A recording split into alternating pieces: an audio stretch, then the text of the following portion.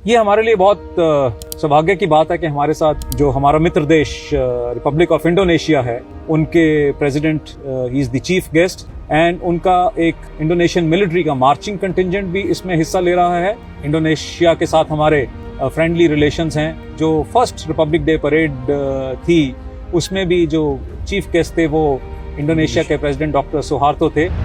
देश अपना गणतंत्र दिवस मना रहा है, कर्तव्य पथ की पूरी तैयारी हो चुकी है और परेड की कमांड संभालेंगे लेफ्टिनेंट जनरल भवनीश कुमार।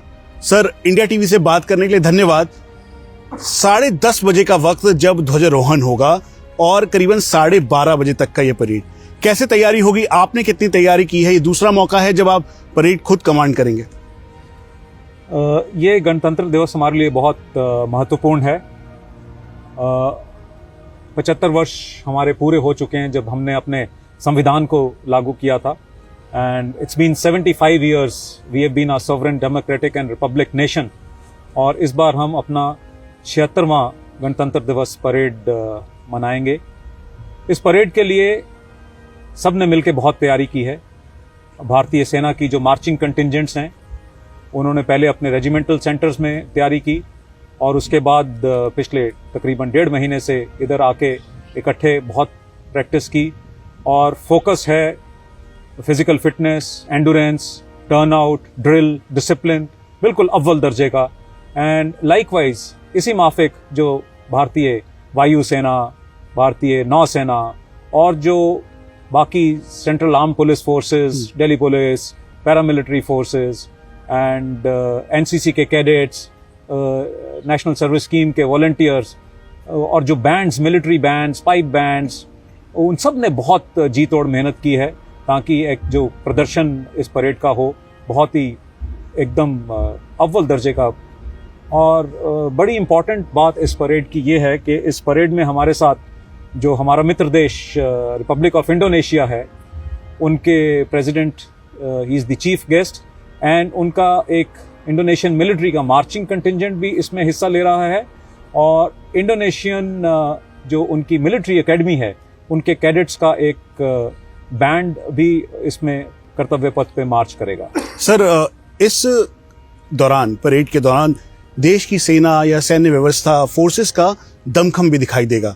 खासतौर पे T-90 से शुरू कर लें प्रलय तक, कितना इंपॉर्टेंट है ये कर्तव्य पथ पर जब ये होगा, सभी देश की निगाहें आपके ऊपर होंगी, इन सभी इक्विपमेंट्स और प्लेटफॉर्म्स पे होंगी। देखिए, अगर पूरी परेड को अगर आप देखें तो इस परेड में हमारी जो सांस्कृतिक विविधता है और जो हमारा सैन्य कौशल है उसका एक बहुत ही मिश्रण आपको देखने को मिलेगा। हमारी कल्चरल डाइवर्सिटी को, जो हमारे भिन्न भिन्न प्रांत से आर्टिस्ट आए हैं, वो पूरे कर्तव्य पथ पे अपनी कल्चरल परफॉर्मेंसेस दिखाएंगे। इस परेड का आह्वान भी जो है कल्चरल आर्टिस्ट से एक विंड और एक परकशन इंस्ट्रूमेंट्स के साथ वो 300 आर्टिस्ट आगे परेड का आह्वान करेंगे। एंड झांकियाँ भी जो हैं अलग अलग प्रांत की, वेरियस मिनिस्ट्रीज़ की या डिपार्टमेंट्स की, वो हमारी देश की जो विविधता है और जो हर एक इंस्टीट्यूशन है हमारे देश का, उसकी जो स्ट्रेंथ है उसको दर्शाता है। और सैन्य कौशल इसके साथ साथ जो हमारा मिलिट्री प्रोवेस है और जो हमारी सेना की ताकत है उसको भी दर्शाया जा रहा है। भारतीय सेना की मार्चिंग कंटिंजेंट्स, 6 मार्चिंग कंटिंजेंट्स हैं, एक हॉर्स माउंटेड कॉलम है और जो इंडिजिनियसली डेवलप्ड इक्विपमेंट है, starting from tank T-90 Bheeshma and infantry combat vehicle BMP-2 Sarath and infantry के इंडिजिनियसली डेवलप्ड स्पेशलिस्ट व्हीकल्स जो हैं, quick reaction fighting vehicle, medium and heavy version, infantry vehicle mounted infantry motor system, special mobility vehicle, all terrain vehicle. ये हमें अलग अलग operations में, अलग अलग टेरेन में हमारे ऑपरेशंस को सहूलियत देने के लिए जो इक्विपमेंट इंडक्ट किया गया है।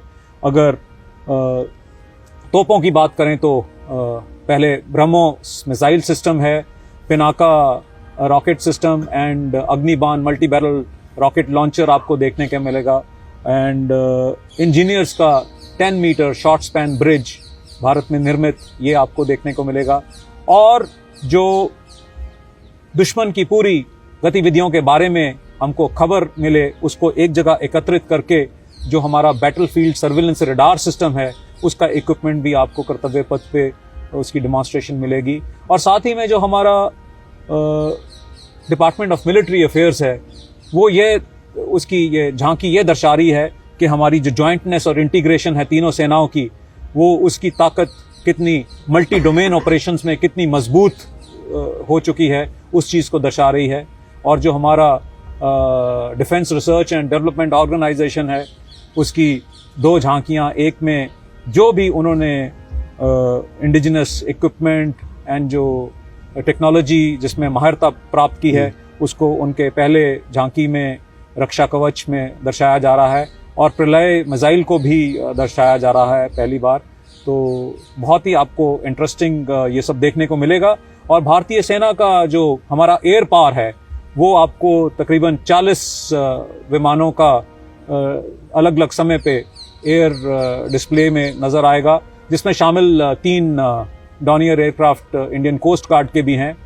इसमें लड़ाकू विमान हैं, हमारे ट्रांसपोर्ट एयरक्राफ्ट्स हैं and aerial early warning and control system भी है एंड अपाचीज लड़ाकू हेलीकॉप्टर्स तथा अदर हेलीकॉप्टर्स मी-17 आपको देखने को मिलेंगे। सर, जैसे इंडोनेशियन प्रेसिडेंट इस बार चीफ गेस्ट हैं तो उसके साथ साथ पहली बार प्रलय या फिर संजय होगा।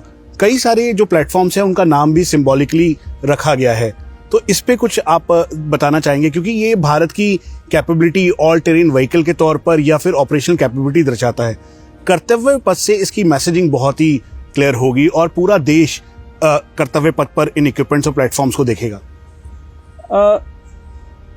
ये हमारे लिए बहुत सौभाग्य की बात है कि हमारे साथ इंडोनेशियन कंटिंजेंट और उनका बैंड भी हिस्सा ले रहा है और वो जब से यहाँ आए हैं हमारे देश में बहुत मिलजुल के एक दूसरे के साथ हमारे सैनिक और उनके सैनिक बड़ी जी तोड़ मेहनत कर रहे हैं और ऐसा लगता नहीं कि ये अलग अलग देशों की सेनाएं हैं, बिल्कुल एकजुट होकर उन्होंने सबने मेहनत की है। और आपको ये कर्तव्य पथ को देखने को भी मिलेगा कि किस तरह से सिनर्जाइज तरीके से बिल्कुल एक लय में ये दोनों सेनाएं, दोनों देशों की सेनाएं जो हैं मार्च करेंगी। और उनके प्रेसिडेंट इंडोनेशिया के हमारे चीफ गेस्ट हैं।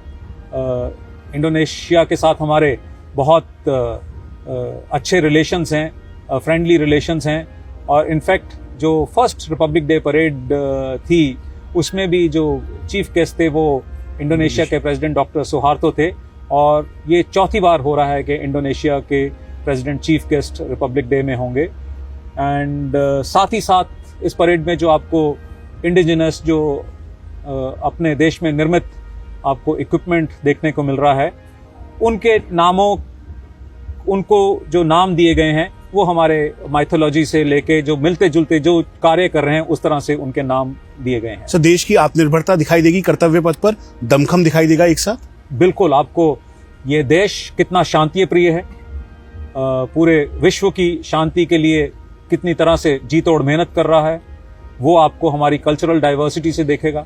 हमारे जो फ्रेंडली रिलेशंस हमारे नेबरहुड और स्ट्रैटेजिक नेबरहुड के साथ हैं वो आपको देखने को मिलेगा। और आपको देखने को मिलेगा कि हमारे इंस्टीट्यूशंस इस देश के कितने स्ट्रांग है, हमारी कॉन्स्टिट्यूशन कितनी स्ट्रांग है। ये आपको झांकियों, जो अलग अलग मिनिस्ट्रीज और डिपार्टमेंट की झांकियां हैं उनमें आपको देखने को मिलेगा। और हमारा फोकस जो एक ओवरऑल डेवलपमेंट हमारी नेशन का है, चाहे वो एजुकेशन की तरफ हो, चाहे वो हेल्थ सेक्टर की तरफ हो या रिन्यूएबल एनर्जी की तरफ हो, एग्रीकल्चर की तरफ हो, ये सब आपको देखने को मिलेगा। और साथ ही मिलेगा ये देखने को कि हमारी सेनाएं बहुत ही स्ट्रांग हैं, बहुत ही मजबूत हैं और देश की तरक्की के लिए यह बहुत ज़रूरी है कि हमारी सेनाएं भी बिल्कुल मजबूत रहें और अपनी डेवलपमेंट, मिलिट्री डेवलपमेंट पे हमारा फोकस रहे। सर, एक आखिरी सवाल, क्योंकि कर्तव्य पथ पर रिपब्लिक डे के परेड कमांडर हैं आप, सुप्रीम कमांडर वहाँ पे होंगे, प्रधानमंत्री होंगे और इंडोनेशिया के प्रेसिडेंट सब में पूरा देश की निगाहें आप पे होगी। सभी को आप क्या मैसेज देना चाहेंगे इस रिपब्लिक डे परेड को लेकर? मैं पहले तो आपको ये समझाना चाहूँगा कि जब आप कर्तव्य पथ से गुजरते हैं तो ये एक बहुत ही अद्भुत अनुभव रहता है। आपके सामने जो है राष्ट्रीय युद्ध स्मारक, उसको आपके सामने वो नज़र में रहता है, तो आपको याद आता है कि जो आपके पूर्वज थे, जो आपके सैनिक लीडर्स जिन्होंने सुप्रीम सेक्रीफाइस की है अपने देश की खातिर, उनको नज़र जब आपके सामने आते हैं तो आप नतमस्तक हो जाते हो। फिर कर्तव्य पथ पे मार्च करना, वो इटसेल्फ, उसका नाम ही कर्तव्य पथ है, वो आपको आपकी sense of duty, sense of responsibility याद दिलाता है। और दोनों तरफ तकरीबन 80,000 जो इंडियन सिटीजन्स बैठ के परेड देख रहे हैं, और उसमें शामिल इस बार स्पेशल इनवाइटीज सरपंच जो जन भागीदारी में जिन्होंने हिस्सा किया,